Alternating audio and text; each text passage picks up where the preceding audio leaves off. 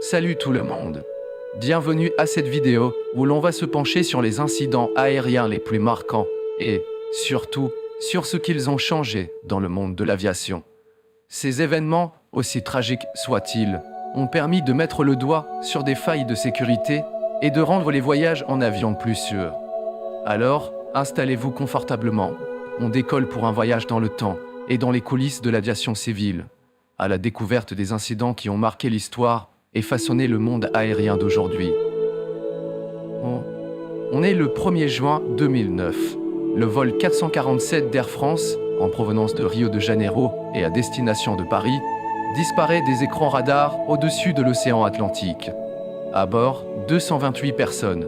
Les recherches, longues et difficiles, mettront des mois à localiser l'épave de l'appareil à près de 4000 mètres de profondeur.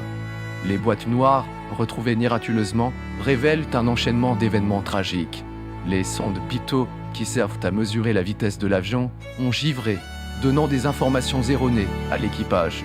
Désorientés en pleine nuit, confrontés à des alarmes contradictoires, les pilotes ont réagi de manière inappropriée, menant à un décrochage dont l'appareil ne se relèvera pas. L'accident du vol AF447 a mis en lumière l'importance cruciale des systèmes de détection de givrage et de la formation des pilotes à la gestion du stress extrême. On est le 27 mars 1977, à l'aéroport de Tenerife aux Canaries. Un attentat sur un autre aéroport a provoqué un important trafic sur cette petite île espagnole. Deux Boeing 747, l'un de KLM, l'autre de Panam, sont déroutés sur place et attendent patiemment le feu vert pour redécoller. Un épais brouillard enveloppe l'aéroport, réduisant la visibilité à quelques mètres. Les communications radio, difficiles, ajoutent à la confusion générale. C'est alors que le Boeing de KLM s'engage sur la piste pour le décollage, sans autorisation explicite, alors que le Boeing de Panam roule encore sur la même piste. La collision est inévitable. Le bilan est effroyable, 583 victimes, faisant de cet accident le plus meurtrier de l'histoire de l'aviation civile. Le drame de Tenerife a mis en évidence l'importance capitale de communication claire et concise entre les pilotes et les contrôleurs aériens, notamment lorsque les conditions météo sont difficiles. 19 juillet 1999, le vol 232 de United Airlines en provenance de Denver est secoué par une violente explosion. Le moteur arrière droit vient d'exploser, endommageant gravement les systèmes hydrauliques de l'appareil. Sans contrôle hydraulique, impossible de diriger l'avion. Les pilotes, confrontés à une situation inédite, font preuve d'un sang-froid extraordinaire. Ils parviennent, tant bien que mal, à contrôler l'appareil en utilisant uniquement la puissance des moteurs restants. L'atterrissage d'urgence à Sioux City, dans l'Iowa, est chaotique. L'avion se brise en plusieurs morceaux, mais miraculeusement, 185 des 296 personnes à bord survivent. L'accident du vol 232 a démontré l'importance d'une formation poussée des équipages pour gérer les situations d'urgence les plus improbables. 8 mars 2014, le vol 370 de Malaysia Airlines, reliant Kuala Lumpur à Pékin, disparaît des écrans radars. À son bord, 239 personnes.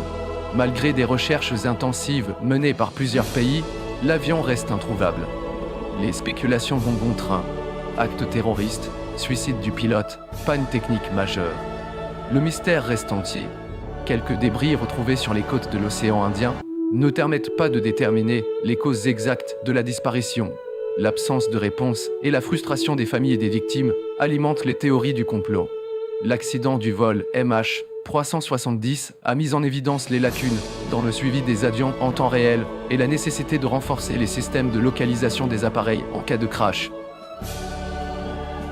15 janvier 2009. Quelques minutes après son décollage de l'aéroport LaGuardia de New York, le vol 1549 de US Airways percute une volée d'oies sauvages. Les deux moteurs de l'Airbus A320 sont touchés et s'arrêtent brutalement.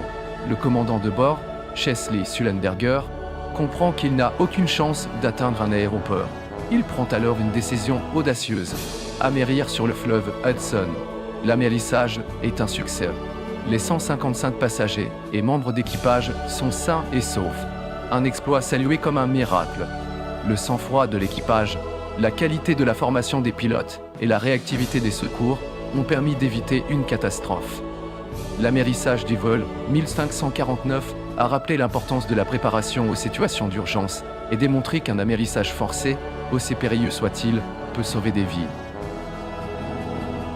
Voilà, c'est la fin de cette vidéo. N'hésitez pas à liker et à vous abonner pour plus de contenu. À la prochaine.